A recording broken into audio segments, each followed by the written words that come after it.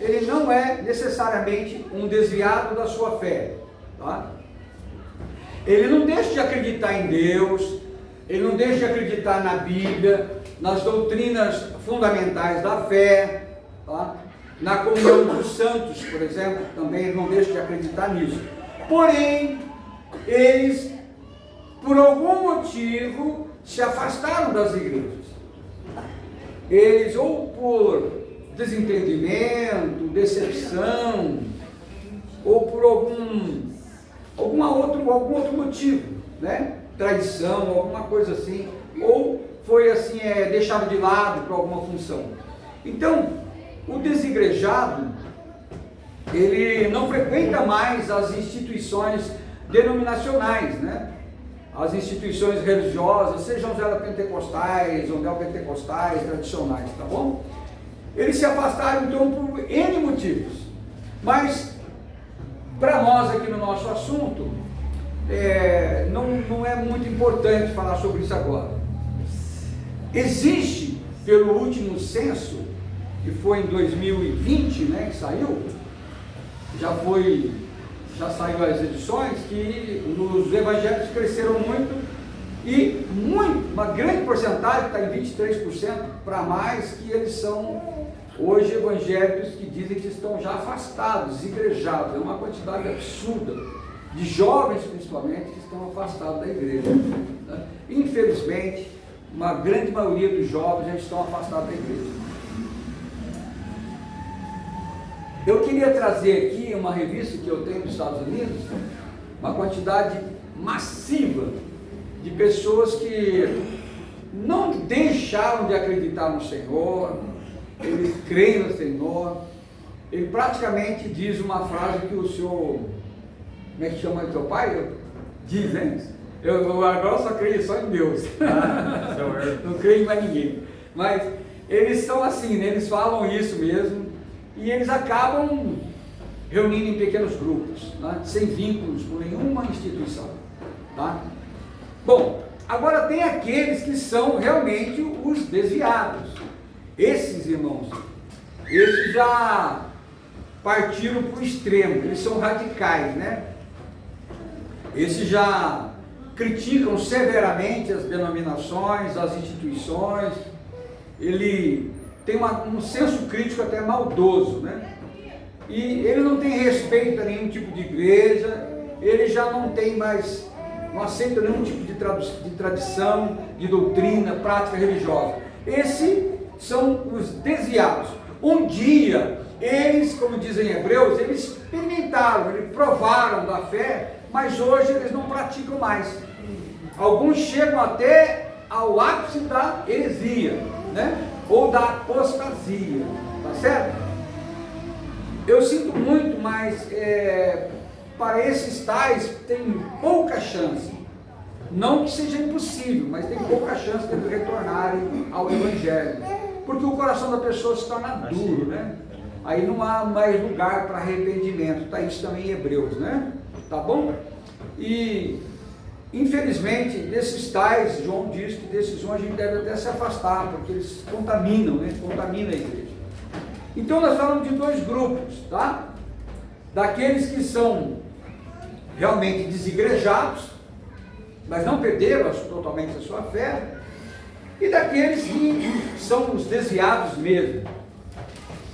Agora, nós queremos falar do terceiro grupo, daqueles que estão comprometidos, que ganharam uma visão de viver em igreja, que se proporam a serem úteis no reino de Deus, né?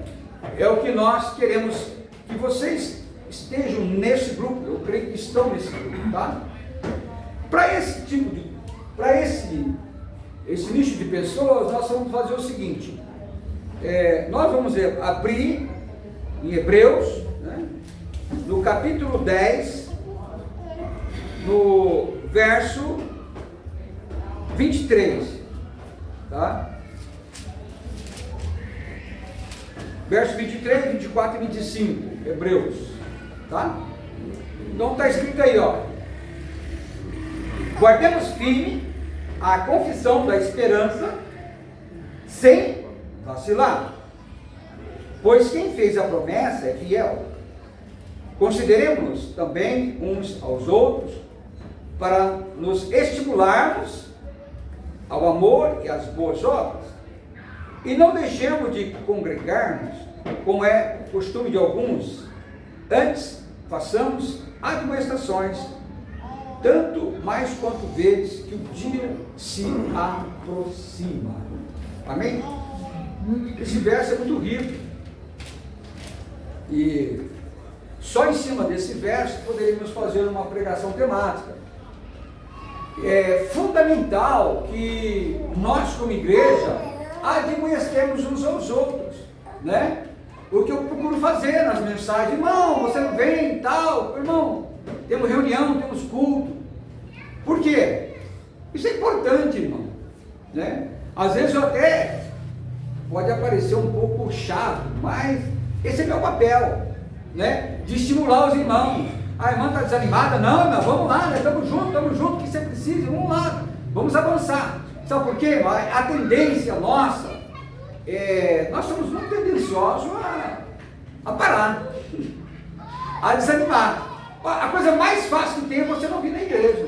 Por qualquer pequeno motivo, você pode não vir à igreja. Não é verdade? Qualquer pessoa que liga um seriado lá, uma TV, uma notícia, um telefonema, já não vem mais na igreja. Então, a carta aos Hebreus, o autor diz aqui: admoestemos uns aos outros constantemente, a estimulemos para que a gente continue a prática das boas obras e a congregar, como é costume de alguns. Então isso é muito antigo, irmãos. Irmãos que deixam de congregar, isso não é de agora, isso é antigo. Então tem que realmente estimular, né?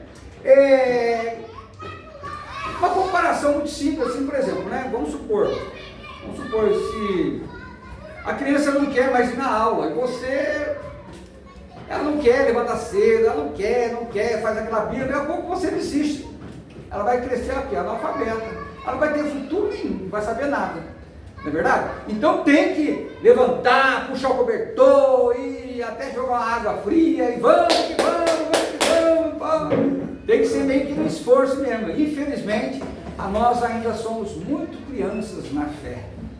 Então ainda precisa existir alguns recursos para estimular a nossa fé. Tá certo? E facilmente, irmão, a gente se distrai. Qualquer coisa nos tira o foco da igreja. Então isso é muito preocupante, tá? Bom, entrando um pouco a fundo nesse assunto, eu também vou procurar ser breve. Eu sempre termino 21 horas, eu quero ver se eu não passo, né? Qual que era o propósito de Deus?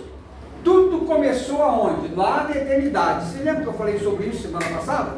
O propósito de Deus, ele iniciou não é aqui na terra, foi lá na eternidade, foi num conselho que teve, né? Um grande conselho que teve entre o Pai, o Filho e o Espírito Santo. O que ele resolveu? Façamos, está no plural, né? O homem, a nossa imagem e semelhança. Então Deus já tinha esse propósito eterno, de compartilhar a sua vida e a sua natureza com quem? Comigo e você. Esse é o grande sonho de Deus, é dividir o que Ele tem e compartilhar com você, né? Porque Deus é o quê? A essência de Deus é amor. Então o amor, o próprio do amor é amar. Então o amor não tem nenhum sentimento de restrição. Ele ama sem medida, sem distinção, e é infinitamente cheio de amor. Então Deus provou esse grande amor. O que é? Mesmo que o homem tenha caído, né? E Satanás achou que o plano de Deus tinha falhado, o que ele fez? O verbo tornou-se homem, habitou entre nós. E tem o famoso verso de 3,16, João, que é: Deus amou o mundo de tal. Esse tal não tem explicação, né? Essas 3 letrinhas é uma imensidão de amor. Amém? Que deu seu único filho. Vamos lá. Então, esse propósito de Deus, eu disse também que ele é invariável. Como assim? Ele é imutável, não muda. Pode passar os tempos, os séculos, as circunstâncias, que não muda, porque Deus é imutável, tá? Então, fomos criados para viver segundo o coração do Pai, ou seja, segundo o desejo do Pai. Esse é o propósito. Fomos criados para viver nessa unidade com Deus, uma vida de comunhão, né? E reciprocidade de unidade entre quem? Entre Deus e o homem, entre o homem e Deus. Amém? Então esse era o plano de Deus, é comunhão.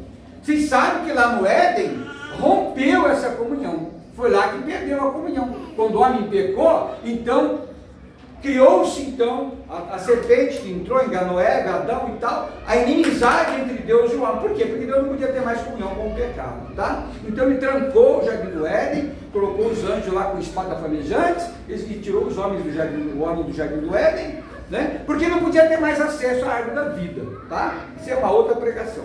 Mas, então, ele veio, em Cristo veio restaurar o quê? O que havia perdido. A inimizade que tinha sido plantada, ele retirou a inimizade. O muro que separava entre nós e Deus hoje foi rompido por conta do sacrifício de Cristo. Amém? Esse é o grande propósito de Deus. Bom, a salvação, eu também disse, a salvação era apenas o princípio da nossa vida cristã. A empezar a salvar, levou a pessoa até a salvação, até crer, aceitar Jesus, levantou a mão e tal. Irmão, isso é apenas o princípio. Né? Não era o propósito de Deus salvar o homem, muito pelo contrário, o propósito de Deus era que o homem tivesse comunhão eterna com ele, tá? Agora, o que acontece? Todas as ferramentas que nós temos na igreja, que é discipulado, pregações, estudo bíblico, missões, evangelismo, tudo são meios para o quê? Não é o fim. A finalidade é Deus ser constituído no homem, Deus ser formado no homem. Tudo isso são meios, ferramentas para que a gente possa chegar no fim. Amém? O fim então é que o homem manifeste a vida divina, eterna do próprio Deus na sua própria humanidade. O propósito eterno de Deus, revelado então desde a eternidade, o Pai, o Filho e o Espírito Santo, o que é? É que nós vivêssemos em perfeita comunhão com Deus, tá? Então você pode dizer assim, a natureza divina está em mim, está em você, o DNA de Deus. Por quê? O próprio Espírito Santo veio habitar no seu coração, ele fez uma nova criatura. Hoje, as coisas velhas ficaram para trás, você é uma nova criação, é uma nova criação. Então o DNA de Deus, hoje está dentro de você, por isso que você é hoje a imagem e semelhança do Senhor, tá bom? Então você não é mais criatura, mas é filho. O filho traz o que? Os traços dos pais, tá bom? Bom, então Deus desejou se estender da Trindade para o homem. Nós hoje somos complemento de Deus. O homem hoje, ele vive o que? Ele é a expansão do próprio Deus. Porque Deus desejou de tal forma criar o homem com a imagem e semelhança dele, que representasse Deus. Por isso que Satanás odeia o homem. Porque quando o Satanás olha para o homem, ele vê que ele é a imagem e semelhança de Deus. Então ele tem ódio, ele quer destruir a criação de Deus. Isso ele fez desde o princípio, tá? Isso então nós vimos lá em Gênesis 1:26, façamos o homem, a nossa imagem e semelhança. Então, é importante você captar isso, que Deus, no seu princípio, ele desejou o quê? Que o homem fosse intrinsecamente amalgamado a ele, né? Fosse unido a ele, de tal forma que fosse inseparável. Eu até dei um exemplo aqui, não são batatas cozidas, mas é um purê de batata que não pode mais se separar. Então esse é o grande desejo de Deus, de ter comunhão comigo e com você, tá bom? Então esse é o plano máximo de Deus. Bom, para cumprir tudo isso, o que Deus planejou então? Ele planejou a salvação, a redenção e a igreja, que é o seu corpo, no qual ele é o cabeça, e a igreja é a extensão o quê? Do reino. Se você quer perceber o reino de Deus, é na igreja que está estabelecido o reino de Deus. Quer saber hoje onde é o reino de Deus? É na igreja. Ah, mas pastor, tem tanto problema na igreja, tem isso, tem aquilo, tem adultério, tem isso, tem ladrão, tem não sei o que, tem um monte de sim, tem mesmo, mas a igreja é o plano de Deus. Não adianta, você não tem como tocar na realidade que Deus planejou, a não ser na igreja. Eu até disse assim, mas eu eu sou igreja. Não, você não é igreja, sozinho você nunca foi. A igreja é o corpo. Você tem que estar inserido no corpo, que o cabeça é Cristo, tá? Então você tem que ter essas noções, são importantes. Não sei se você nunca ouviu sobre isso, mas é na igreja que Cristo encabeça todas as coisas. Estão me entendendo? Então, ele veio para encabeçar todas as coisas. O domínio de Cristo claro que Deus é poderoso sobre todas as coisas, mas o domínio de Cristo hoje é encabeçar o quê? O corpo. E o corpo é composto de membros, que eu e você somos membros. O membro não pode viver isoladamente. Corta o seu dedo e deixa lá, mesmo que seja na geladeira daqui a um tempo. Então afaste qualquer parte do seu corpo, você vai ver que não tem mais vida, vai apodrecer, né? Tá bom? Então permanecer em Cristo é definitivamente permanecer na igreja, tá? Esses são princípios básicos que a gente tem que falar com você. O que nós decidimos como visão, né? Como visão, Mateus 18, capítulo 20, diz assim: onde dois estiverem, 2 ou 3 reunidos em meu nome, ali eu estou no meio deles. É por isso que nós adotamos o que? A célula, o pequeno grupo, para reunir em pequenos grupos. Nós estamos treinando os irmãos a se tornarem líderes, abrir grupos, pequenos grupos, liderar aqueles pequenos grupos, ensinar, discipular e ser sacerdote ali, exercitar os seus dons. É provado que qualquer pessoa que não exerce os seus dons, que não multiplica os seus talentos dentro da igreja, ela é um membro atrofiado, tá? Então isso não é saudável, não é saudável. Você não vai querer ter um filho, né? Qualquer irmão aí não quer ter um filho que fique a vida inteira um bebê. Ele é bebê no tempo de bebê. Daqui a um tempo você não quer mais que ele se torne um bebê, já fica anormal. Não é verdade? Tem que desenvolver. Tudo bem? A mesma coisa é nós na vida da igreja. A Ana também não vai ficar do jeito que está. Com o tempo ela tem que crescer, tornar moça, tem que exercitar os dons dela dentro da igreja. Né? Amém? Então a célula é essa reunião da expressão do corpo de Cristo em pequenos grupos. Tá? Então na célula nós vivemos comunhão diária, oramos, profetizamos e nos edificamos mutuamente. Por que, irmãos? Por que a célula? Porque é o seguinte: ali vocês têm liberdade de reunir em casa, reunir no trabalho, reunir na faculdade, reunir onde for. Tem um grupo de comunhão e esse grupo vai crescendo em harmonia, lendo a palavra, orando pelos outros, você profetizando na vida do outro, intercedendo um pelos outros, claro, debaixo do encabeçamento de Cristo e sob a orientação do pastor. O que acontece? Vai multiplicar. Você vai ver que a sua célula vai produzir fruto. Muitas pessoas hoje não vêm à igreja por N razões, como eu disse, mas elas podem ir num grupo pequeno. Ela pode ir lá na sua casa, ou então saber que você está orando pelas famílias, e ela abre a casa para você. Então, a célula hoje é uma ferramenta que Deus nos deu para quê? Para a expansão da igreja visível do corpo de Cristo, em qualquer situação, sem estrutura religiosa. Alguém está com dúvida sobre isso? Acho que não, né? É bem explicado. Bom, eu quero falar um pouco, como eu lido muito com construção, eu vou trazer alguns exemplos para vocês. Todo edifício, para ser construído, ele precisa de um projeto, tudo bem? Então eu não construo um projeto, eu não construo um edifício sem um projeto, de preferência muito bem detalhado, tá? A planta na vida da igreja é onde está escrito o que? O propósito de Deus, que a gente tem que seguir, tá? Esse propósito eterno de Deus revelado está nas Escrituras, e é com base nas Escrituras que nós edificamos a igreja. Então, quando a célula conhece e segue esse projeto, a visão, valores e prática, é importante ver isso: visão, valores e prática são três coisas que é o tripé da nossa visão, da nossa forma de igreja. A visão, valores e prática, a obra deixa de ser uma tentativa humana e passa a expressar o que Deus já planejou. Visão, valores e prática, tá? Então, nós cremos que cada casa é uma extensão da igreja. Eu digo sempre para os irmãos que nós não somos templistas.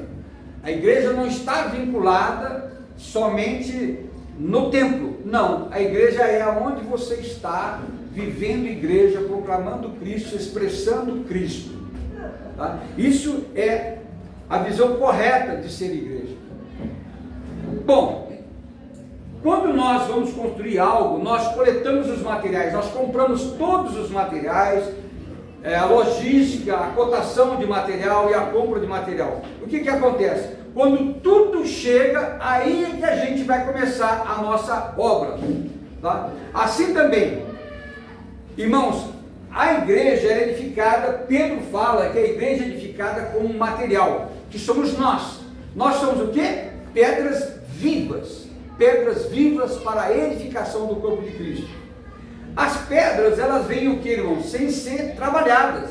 Elas são quebradas aleatoriamente e pontiagudas, com faces que machucam, né? Não encaixam uma na outra. Então o que a gente tem que fazer? Na vida da igreja, nós somos trabalhados pelo Senhor. As arestas são quebradas, né? As partes pontiagudas são eliminadas, para que a gente possa se encaixar um no outro e formar um edifício.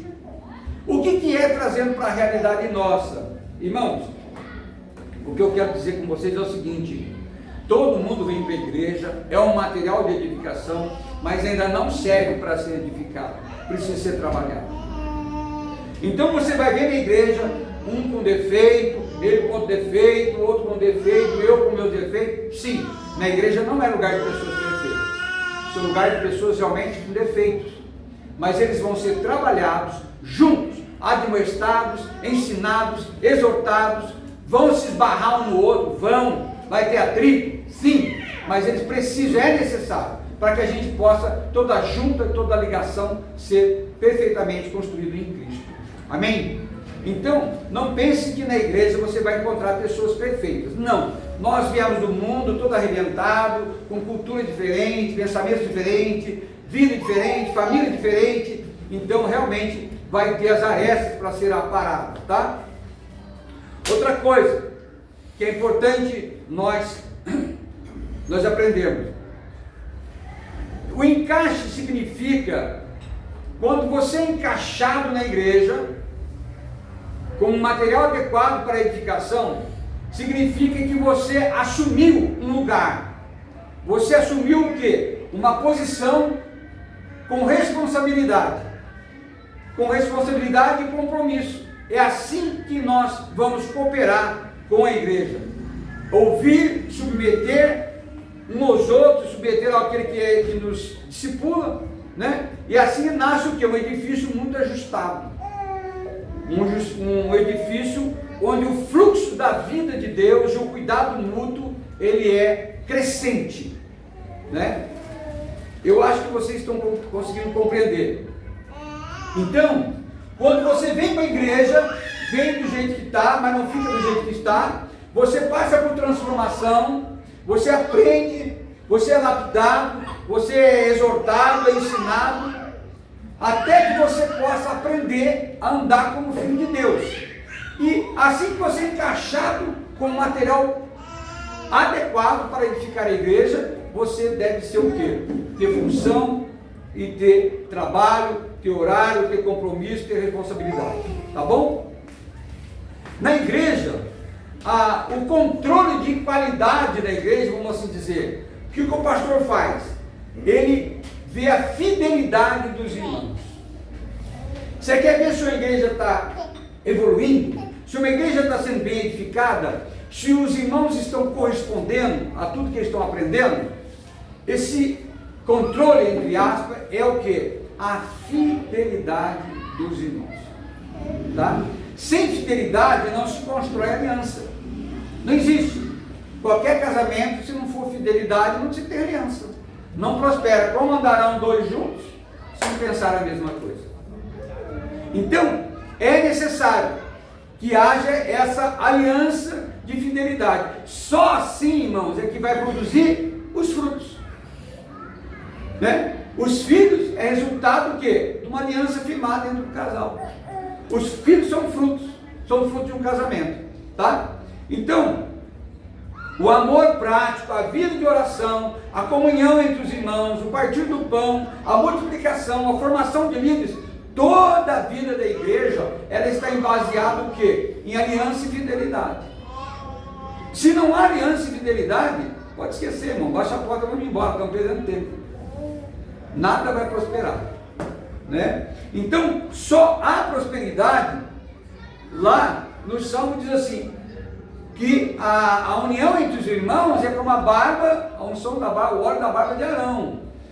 Ali Deus ordena o quê? A bênção. Então, quanto mais unidade, quanto mais os irmãos estão fechados entre eles e o Senhor na comunhão, então mais a bênção vem para o nosso meio. Amém? Bom, então, como que nós vamos cooperar na edificação da igreja? Orar diariamente pela igreja, orando um pelos outros, mandando mensagem um para os outros, visitando os outros, tendo comunhão nas casas, tá? Participar com regularidade na igreja, servir com os seus dons e talentos, submeter-se à aliança, acolher os novos crentes, praticar evangelismo, enfim, tudo que vocês já sabem. Para o quê? Para que a nossa vida na igreja possa crescer. Então, resumindo, cada membro deve ter a responsabilidade de fazer a sua parte. Na igreja, irmão, é bom deixar muito claro, na igreja não existe aquele que só espera. Nunca vá numa igreja esperando tudo do pastor, você tem que ter a tua parte. A tua parte você tem que cooperar. O negócio se torna mais vibrante, mais vida, mais alegria, porque você participa do crescimento de tal coisa, tá bom? Então isso é importante. A igreja cresce sólida, bonita, cheia da presença do Senhor, com irmãos cheios, avivados, né? Porque cada um tem o gosto de ter a sua cooperação no corpo. Senão, não cresce. Não tenha esse estilo atrasado, retrógrado. Você vai lá só para ouvir o pastor, né? Só quero receber. Você é um consumista espiritual.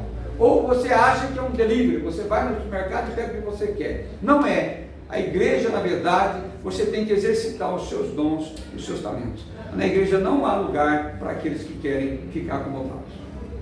Desculpe, mas eu tenho que falar a verdade.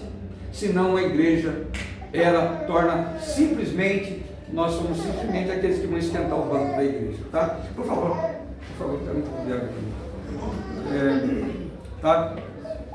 Então,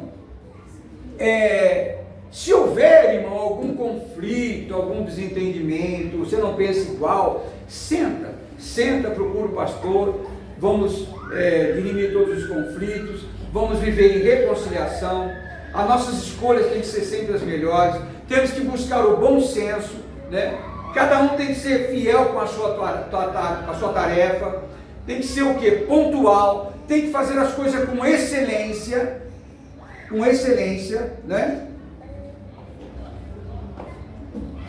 Para que a gente possa crescer. É importante dizer essas coisas? É importante, mas eu estou no começo. Se não falar essas coisas agora, se não colocar bem colocados os nossos fundamentos, vai desabar. Se não falar essas coisas agora que a gente está começando, não adianta eu ficar exigindo as coisas de vocês lá depois, não vai dar certo, vai todo mundo embora. Então isso é importante. O que nós queremos? Nós não queremos só, né? Os irmãos estão visitando a gente, amém, glória a Deus, mas entendo que nós nunca estaremos, o visitante ele é importante para ser inserido na igreja, mas nós não queremos ser uma igreja de visitantes, nós queremos ser pessoas que participam conosco, que arregaçam as mangas e abraçam a causa o quê? Do reino. Irmão, vamos fazer tal coisa? Amém? Vamos orar? Vamos, todo mundo, vai para quê? Vai para a cabeça, entendeu? Se não fica o pastor aqui se esgoelando e nada vai acontecer. Eu não faço nada, irmão. Quem faz é o Senhor e nós. Somos juntos, somos um corpo, né? Amém? Então a edificação, acima de tudo, irmão, é um compromisso. Não tem como edificar algo sem compromisso, né? Nós trabalhamos aí, né, conterrâneo aí, trabalhamos um século com obras aí. Você não faz obra sozinho, irmão. Você vai para o canteiro de obra e dá uns berros lá, grita, chama todo mundo, e alvoroça, faz o diário de obra, o DDR lá, né? De manhã você vai, vamos, irmão. Tem que ser assim. Se não houver um corpo funcionando, não significa nada. Imagina você sozinho fazer tudo, não faz nada. Não faz nada, tá bom? Então, eu quero só para encerrar, estou perto de encerrar, eu quero fazer aqui uma coisa que sempre eu falei para os irmãos, não deu tempo de falar toda a palavra, mas eu quero que vocês tenham uma pequena diferença importante. Existe uma visão da igreja, uma igreja tradicional, que a gente já ouviu, todo mundo sabe, igreja, seja ela pentecostal ou não quero entrar nesses detalhes, mas nós temos um diferencial. Qual é o nosso diferencial? É importante você saber. Nós queremos edificar uma igreja, ou a igreja de vencedores. É diferente. A igreja de vencedores é aquele que não se limita a ser um religioso, mas ele quer o quê? Negar a si mesmo, abraçar e tomar a causa de Cristo. Esse é uma igreja de vencedores, aquele que sai pronto para a luta, para a batalha. Ele não arreda passo, ele não se acovarda, ele dá a cara a bater e ele está na infantaria. Essa é a igreja de vencedores.